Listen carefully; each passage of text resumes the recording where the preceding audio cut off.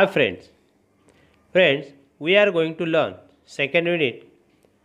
The sub unit is the boy who broke the bank.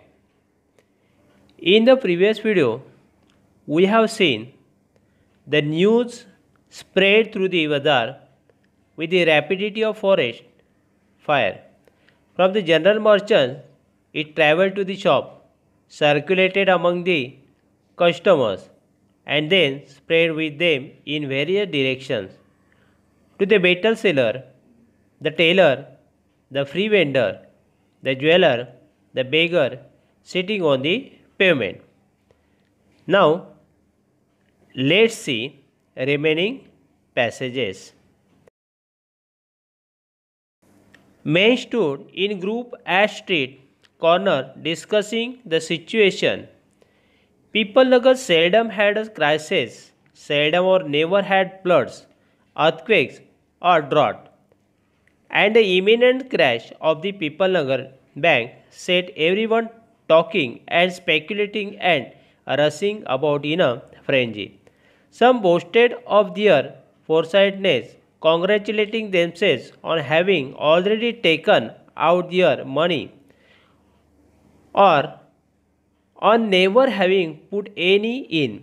Others speculated on the reasons for the crash, putting it all down to excess indulged in by said Govindram. The said had fled the state, said one. He had fled the country, said another. He was hiding in People Nagar, said a third.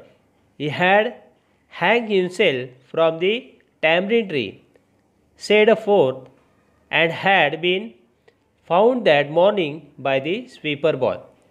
By noon, the small bank had gone through all its ready cash, and the harassed manager was in a dilemma. Emergency fund could only be obtained from another bank some 30 miles distant, and he wasn't sure he could persuade the crowd to wait until then.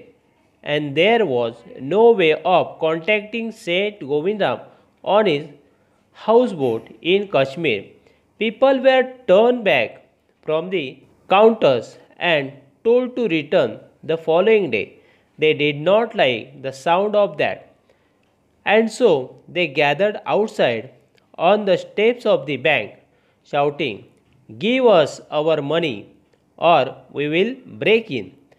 And Faith said, "We know he is hiding in a safe deposit locker." Mischief maker who didn't have a paisa in the bank joined the crowd and aggravated their mood. The manager stood at the door and tried to placate them. He declared that the bank had plenty of money but no immediate means of collecting it. He urged them to go home and come back the next day. "We want it now," chanted some of the crowd. "Now, now, now." And a brick hurled through the air and crashed through the plate glass window of the People Nagar bank.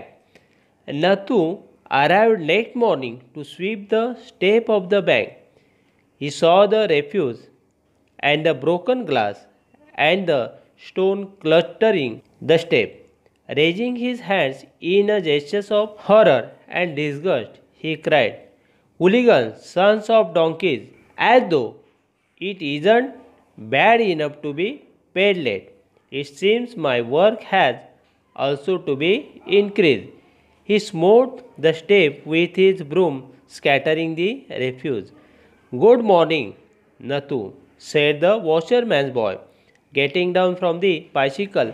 "Are you ready to take up a new job from the first of next month?" "You will have to, I suppose, now that the bank is going out of business." "How's that?" said Nathu. "Haven't you heard?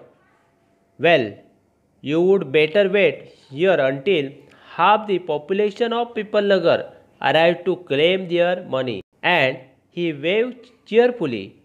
He did not have a bank account and sped away on his cycle. Nathu went back to sweeping the step, muttering to himself. When he had finished his work, he sat down on the highest step to await the arrival of the manager.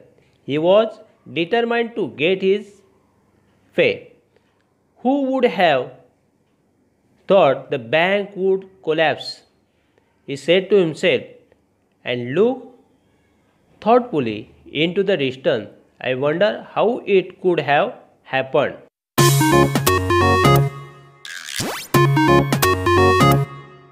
Now let's see new words.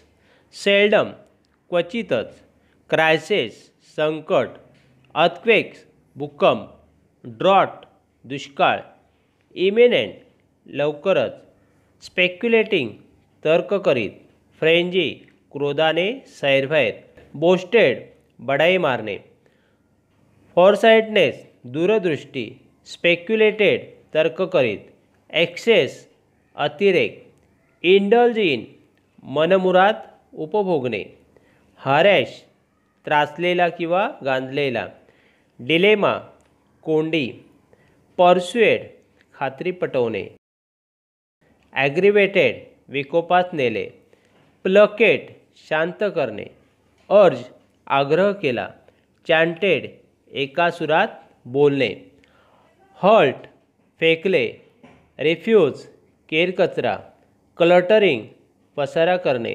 Raising, वर करणे, gesture, हावभाव, horror, भीती, disgust, तिरस्कार, हुलिगन्स, गुंड, increase, वाढ होणे, smote, प्रहार केला, चिअरफुली, आनंदाने, मटरिंग, पुटपुटणे.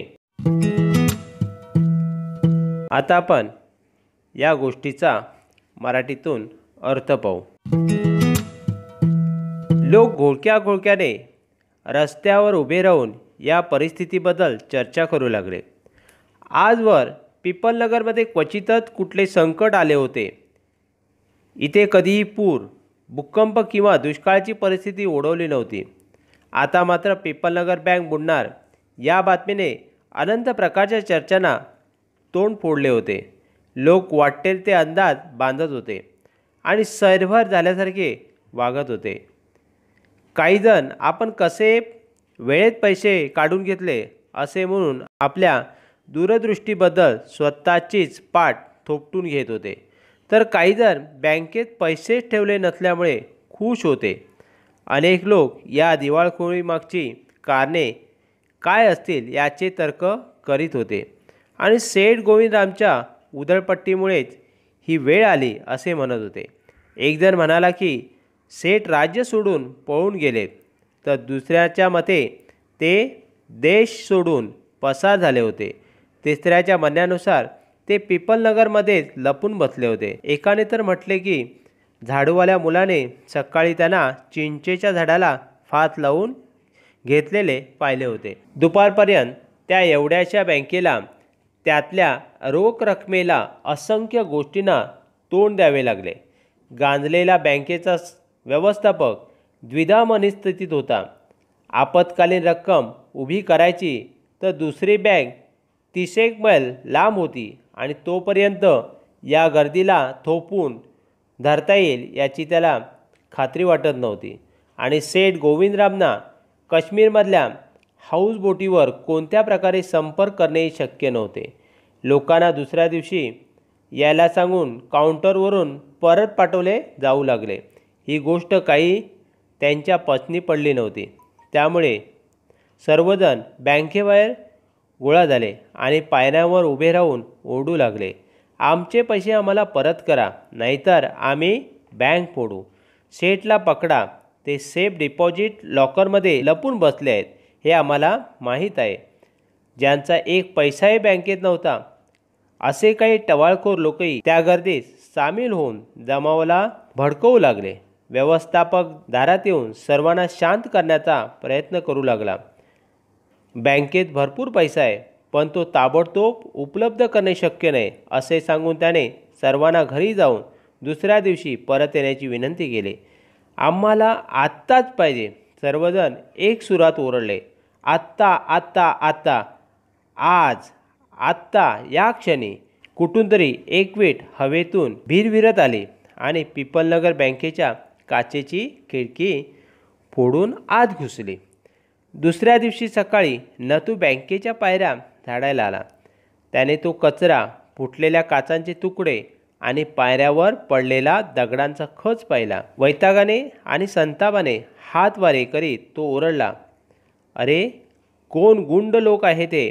गाढव कुठले? उशिरा पगार मिळत होता हे काय कमी होतं की? आता माझं कामही याने वाढवून ठेवलं. चिडून जाऊन त्याने झाडू पायऱ्यावरती जोराने आपटला आणि त्यामुळे कचरा इतस्तता आणखी विखुरला. सुप्रभात नथू, सायकलवरून उतरत धोब्याचा मुलगा म्हणाला. पुढल्या महिन्याच्या 1 तारखेपासून नवीन नोकरी करायला तयार आहेस ना? आता बँक बुडाली आहे म्हटल्यावर तुला करावीच लागेल. असं कसं झालं? नथू म्हणाला. म्हणजे तू ऐकलं नाहीस? मग थांब इथे थोडा वेळ. पिपलनगरची निम्मी जनता पैसे काढून न्यायला येईल तेवढ्यात, असे म्हणून आपले खाते या बँकेत नाही या आनंदात हात हलवीत तो सायकलवर बसून निघून गेला. नथू स्वतःशीच पुटपुटत पुन्हा पायऱ्या झाडू लागला. काम आटोपल्यावर व्यवस्थापकाची वाट पाहत तो सर्वात वरच्या पायरीवर जाऊन बसला. आज पगार घ्यायचाच असा त्याने निर्धार केला होता. बँक बुडणार असं कोणाला तरी वाटलं होतं का? तो स्वतःशी म्हणाला आणि दूरवर पाहत विचार करू लागला. असं कसं काय झालं बरं?